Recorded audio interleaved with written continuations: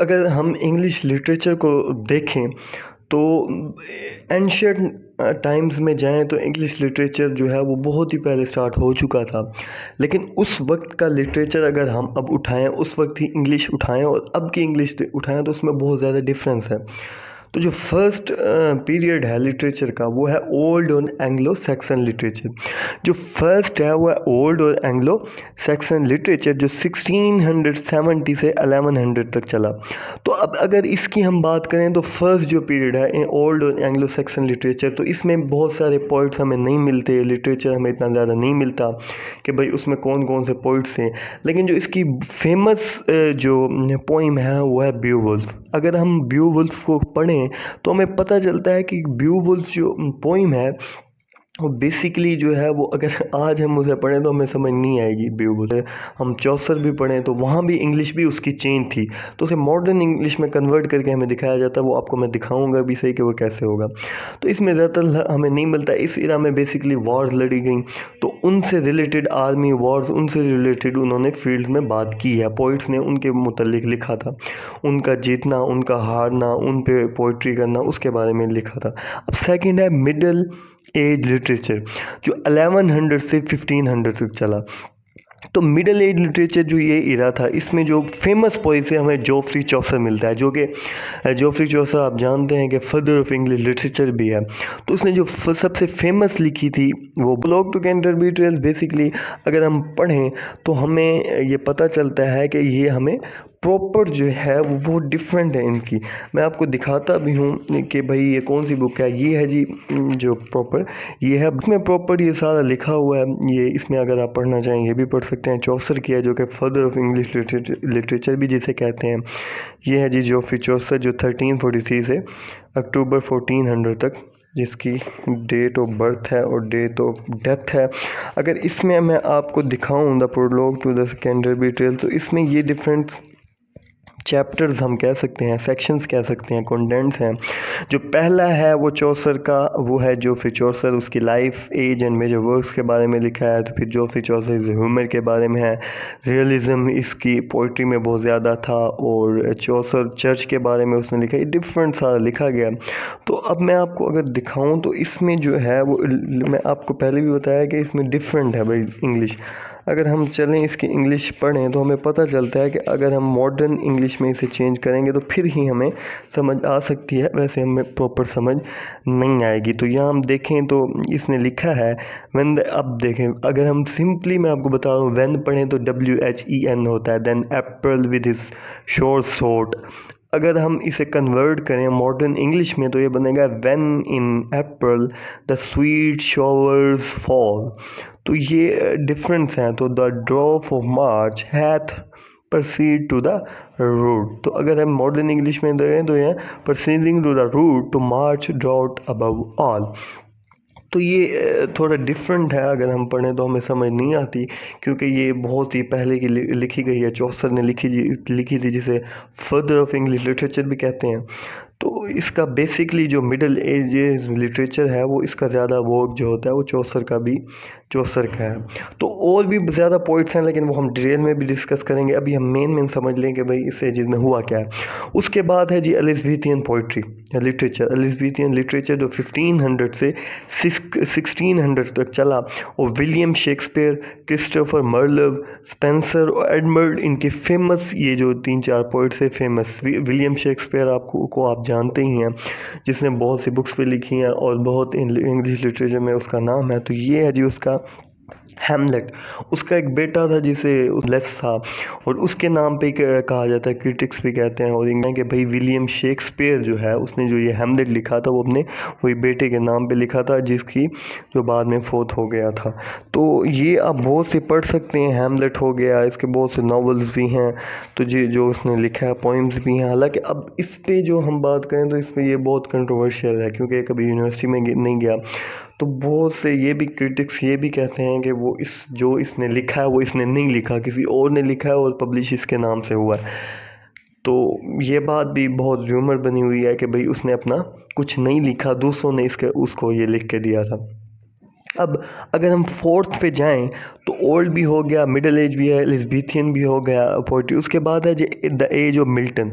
Milton की age जो है 1660 से जो 1660 तक चली। जो अब इसमें एज ऑफ मिल्टन में ये हुआ कि लैरिकल पोइम्स उसमें आई। The hymn on the nativity 1629 में लिखी, लेसिडस 1637 में लिखी, कॉमस जो है वो 1934 में। ये जो मेन पोइम्स हैं जो अब मैं आपको बता रहा हूँ एज ऑफ मिल्टन में लिखी गई। तो इसमें ज़्यादातर वो है द लिरिकल पोइम्स लिखी गई। 1600 से 66 तक इसका एरा है। उसके बाद है रेस्टोरेशन पीरियड जो कि 1660 से 1700 तक चला। इसके जो फेमस पोइम्स हैं या ड्रामेटिस्ट हैं, नोवेल रेस्टोरेशन पोइट्री, जिसने वर्क किया रेस्टोरेशन पोइट्री पे वो है जॉन ड्राइडन। उसके बाद है जी जॉन बनियन जो रेस्टोरेशन प्रोज जिसने लिखा। तो ये रेस्टोरेशन पीरियड के आपको मैं फेमस बता रहा हूँ कि भाई बाद में हम प्रॉपर इसे डिस्कस भी करेंगे। तो उसके बाद है जी हमारे पास न्यू क्लासिकल एज जो कि 1700 से 1798 तक इसका एरा है। तो इसके जो फेमस पोइम्स हैं ड्रामेटिस्ट है novel Alexander Pope. One of the famous poet was Alexander Pope. उसके बाद है जी John Gray, Edward Young, Johns Thomas.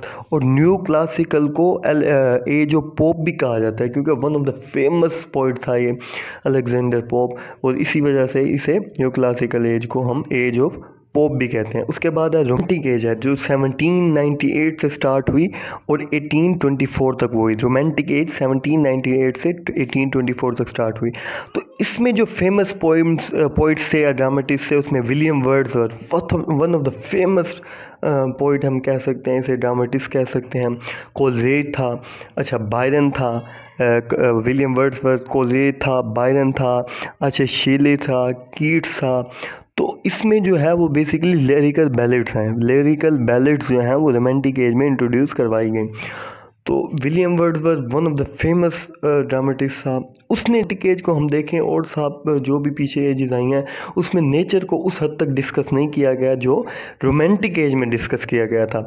Romantic as में हम ये कह सकते हैं the distance between the nature and poets become less.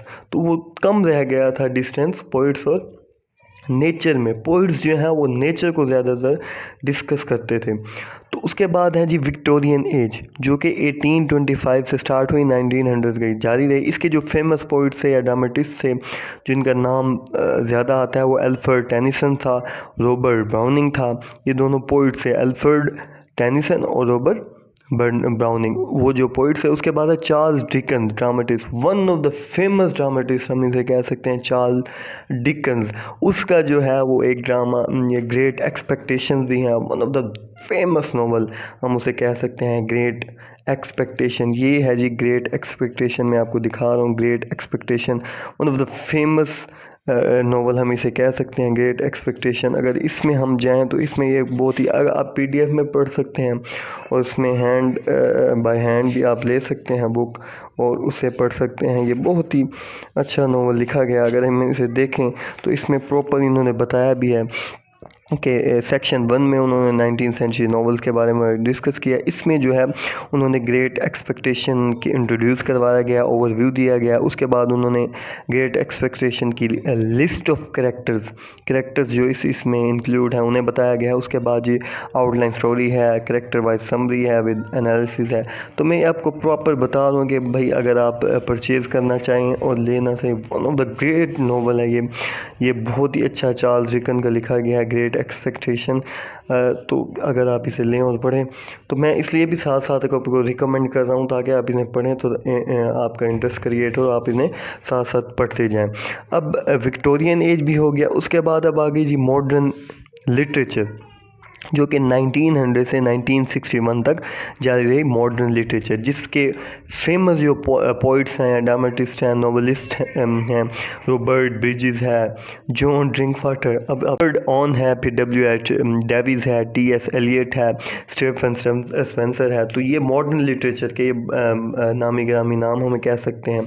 उसके बाद है जी पोस्ट मॉडर्न लिटरेचर जो कि 1961 से आज तक वो चल रहा है। हम पोस्ट मॉडर्न जिसमें हम जी रहे हैं। तो इसके जो फेमस नाम थे वो थे विलियम गॉडिस था, जॉन बर्थ था, कैथी एकर था, पी.के. डिक था। तो ये फेमस पोइट्स हम कह सकते हैं जो इसमें थे। तो ये आपको मैंने कंप्लीट बता दिए हैं हिस्ट्री ऑफ इंग्लिश लिटरेचर कब स्टार्ट हुई, कहाँ से स्टार्ट हुई है। तो हम ये कह सकते हैं कि लिटरेचर जो है स्टार्ट कैसे हुई। हिस्ट्री ऑफ इंग्लिश लिटरेचर की फ़र्स्ट पार्ट मैंने आपको कंप्लीट बता दिया। इसके बाद हम इंशाल्लाह अलहदा भी पढ़ेंगे ओल्ड में क्या हुआ था, मिडिल एज लिटरेचर क्या है, एलिजाबेथियन लिटरेचर में क्या हुआ था, तो ये भी स्टार्ट करेंगे।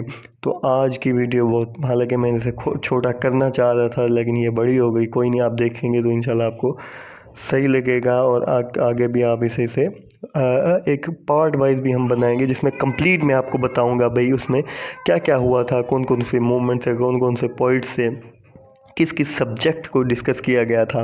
वस्सलाम।